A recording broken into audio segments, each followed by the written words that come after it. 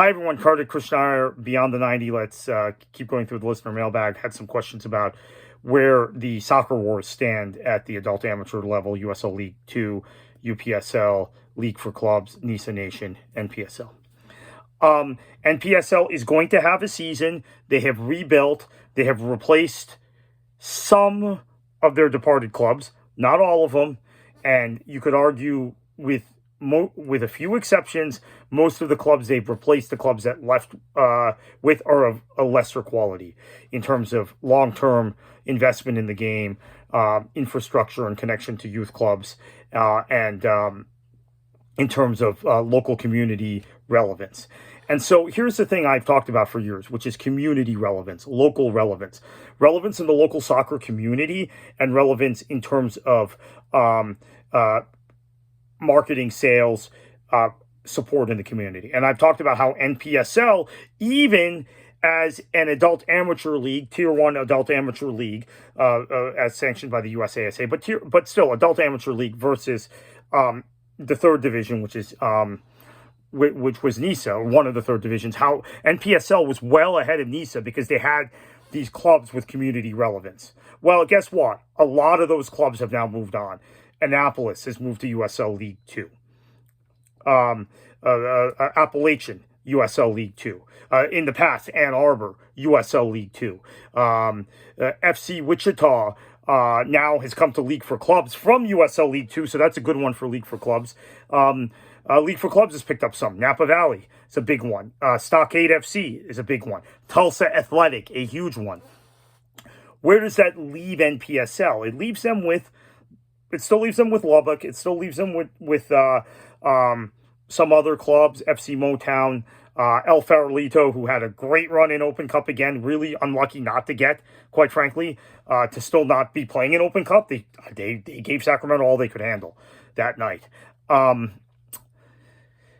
last week. So I think we're looking at a situation where NPSL still has some linchpins, but the clubs they've replaced, the clubs that have left with, are not quite at the same level. And I think as we keep going, we're going to see either NPSL is able to rebuild this season, and they've added some good ones. I think FC Florida here in Palm Coast, John Texter at Palm City, John Texter's academy, Hope Sound area.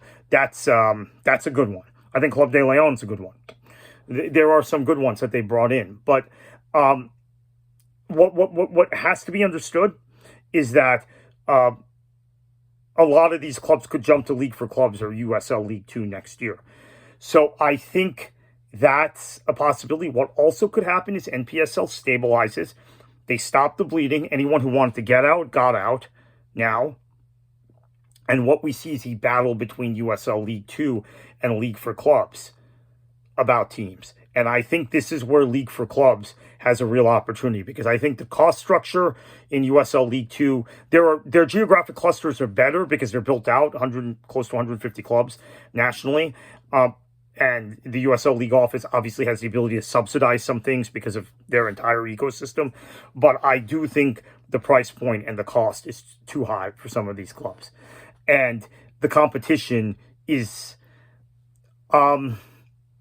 It's a summer league, and there is also issues with college players and when they get released, when they're going back to their programs. That I think gives League for Clubs a real opportunity. I think, like we saw FC Wichita jump, I think there are a number of clubs that are in USL League 2 this season that, for me, from my perspective, it might make financial sense, and sense from a technical standpoint, from a soccer playing standpoint, from a infrastructure building standpoint, from a length of season standpoint, to move to League for Clubs. I don't think we're going to see any of these clubs come back to NPSL. NPSL may rebuild, as they have here in Florida with some high-level clubs. Obviously, NISA's problems help them. Maybe they'll pick up some NISA Nation clubs. Maybe they'll pick up some of the better UPSL clubs and keep going that way. Now, in terms of USL League 2, I do think as built out as they are, League for Clubs, who has a very logical cost structure. I mean, I've done full disclosure here on the consultancy side that I also am involved with in this sport. I've dealt with some investors looking at both League Two and League for Clubs, and clubs in general, and or leagues in general.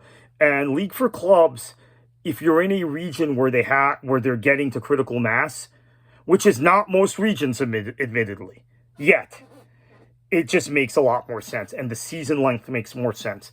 So I think that might be where we see movement. But at the same time, USL League Two is a behemoth, and it is part of USL, which is, in this broader perspective, kind of the league in the United States now, even more than MLS in many quarters. So that has to be considered as well. But so we'll keep an eye on this. And by the way, the launch of WPSL Pro, I think, helps League for Clubs also. We'll get into the dynamics on how women's USL Super League, USLW League, WPSL Pro, and WPSL help USL 2, how they impact USL League 2 and League for Clubs sometime in the future.